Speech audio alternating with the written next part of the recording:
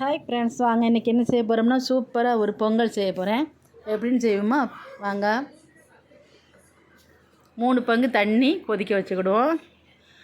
1 உலக்கு அரிசி, 1/2 கப்பு சிறுபருப்பு நல்லா கழுவிக்கிடுவோம்.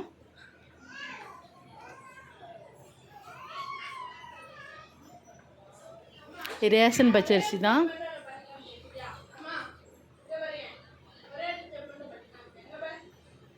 சேர்த்துக்கிடுவோம் அரிசியை.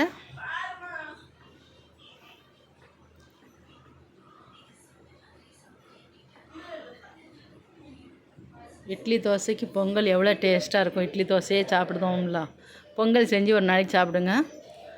உப்பு சேர்த்துக்கிடுவோம். நல்லா வேகட்டும், மூடி வச்சுருவோம்.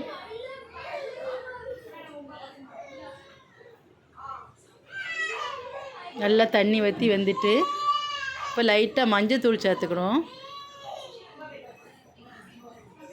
ஒரு பிஞ்சு மஞ்சத்தூள் சேர்த்தா போதும். நம்ம குக்கரில் வைக்கிறதோடு இப்படி சட்டியில் பொங்குத பொங்கல் தான் ரொம்ப டேஸ்ட்டாக இருக்கும். ரெடி ஆகிட்டு நல்லா தண்ணி ஊற்றிட்டு பொங்கல் இறக்கிடுவோம்.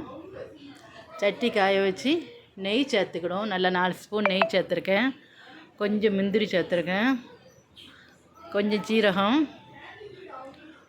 1 ஸ்பூன் மிளகு கூட கொஞ்சமே சேர்த்துக்கிடுவோம், நல்லாயிருக்கும். 1 ஸ்பூன் சேர்த்துருக்கேன்.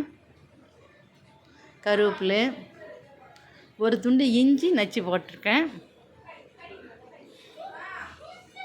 எல்லாம் இப்போ எடுத்து சாப்பாட்டில் சேர்த்துருவோம். பொங்கலில் சேர்த்துக்கிடுவோம். தாளிசத்தை நல்லா கிண்டி விட்டுக்கிடுவோம்.